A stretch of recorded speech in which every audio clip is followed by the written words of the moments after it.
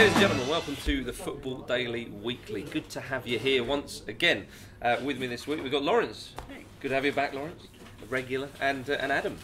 Right. How you doing, pal? First time out on the show. Yeah, see how it goes. Irregular. Yeah, indeed. We're going to be talking about the 5 things we learned from the weekend's action. We're going to start with Manchester City 6, Tottenham 0. Adam, you are a Spurs fan. What on earth happened on Sunday? Yeah, I mean it was difficult to watch. I think conceding after 13 seconds didn't really help. It was sort of all downhill from then. First sort of half an hour, we were after the goal, we were sort of coming back into it, dominating play in midfield.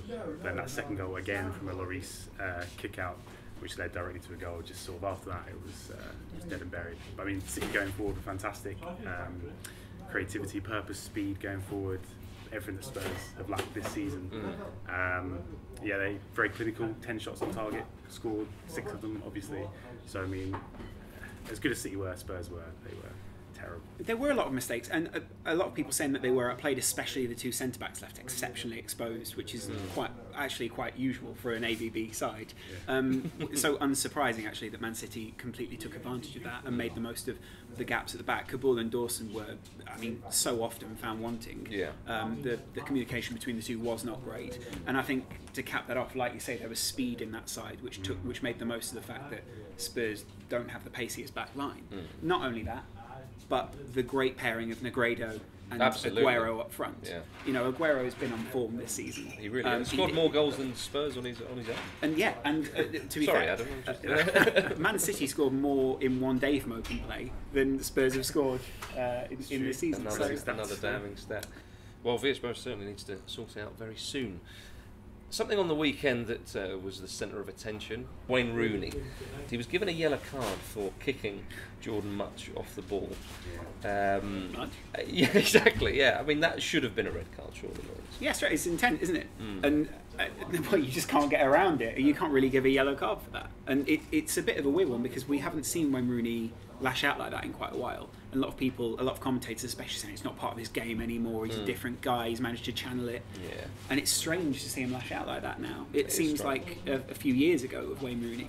And I'm just wondering why that was the case. But he should have gone, and the referee did make the wrong decision. It was a strange one because it was only 8 minutes into the match as well. Yeah. It wasn't like he'd been having a battle. Crazy decision from Rooney. Everton 3, Liverpool 3. The game of the weekend. Some people saying the game of the season. Who knows? But what a game it was, Laurence. The point was made, this was a very Swansea-influenced game. Martinez against Rodgers. Absolutely, yeah. And neither of those managers were particularly good at defending set pieces when they were at Swansea. So it makes sense that this was the case. There were some moments of exceptional quality in the match. Luis Suarez's free kick, etc., etc. Really surprised that Rodgers didn't choose to deal with Lukaku in a different way, considering how he's bossed back lines and absolutely owned Liverpool's back line last season. I'm surprised that he didn't choose to address that with someone like Saka, who'll be able to deal with that physicality, even if he isn't as mobile. But it seems as if both managers just decided to go all out and just outscore the other manager. And I think a lot of people said it could have been 6-6. So, you know, the result could have been quite different, and we would be looking at a different result. Is the Bundesliga title over already? We've seen that Bayern Munich have beat their main rivals in Dortmund 3-0 on the weekend. Is the title over already? So Bayern Munich are unbeaten this year. In 2013 they've won 26 out of 29 games. Yeah. So I can't see them dropping. They'll need to drop points for Dortmund to get back in it, and I can't see them doing that, basically. Not even for the spirit of the league. No. So they're unbeaten, like you say, 38 games overall. Yeah. Dortmund have got injury problems. Subotic is out now for 6 months. Hummels is out until mid-January. So that's their centre-back pairing. Yeah.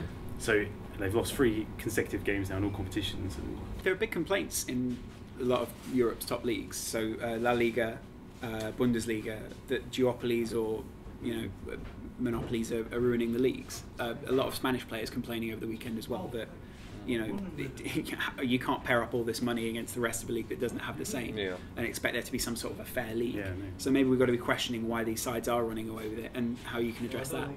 AC Milan in Serie A. Good old Milan. They drew on the weekend again against Genoa this time.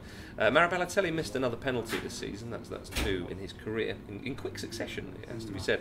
But they're 20 points off the top. They are struggling. It is bad times in the north of Italy. It's looking very unlikely they're going to qualify for the Champions League. Like I say, 20 points behind.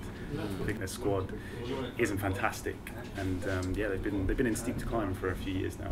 It looks like it's going to continue. Yeah, I mean, Laurence, it's not a vintage Milan squad, but they do have a few. Well, maybe apart from Kaká, who's obviously gone back there, but they've got a few good players. Why is it not happening? I think a lot of people would argue. I think Pep Guardiola said just last week, if you can control the midfield and give yourself a base camp there, then you'll be able to go forward in the game. And you can protect your defence and supply your attack. I don't think that the midfield at the moment is a bit functioning well enough. Mainly because I don't feel that they have a proper unit there that's able to work properly. The bottom has pretty much fallen out of this team in a way, if you like. So they've lost a lot of their veterans in recent years, and selling the future veterans, if you like, of Ibrahimovic and Thiago Silva probably didn't serve the side particularly well. But during this rebuilding phase, they need to make sure they don't fall too far behind the other sides, who are building very well. Thanks for watching the Football Daily Weekly. Thanks to Laurence and Adam for your views and opinions.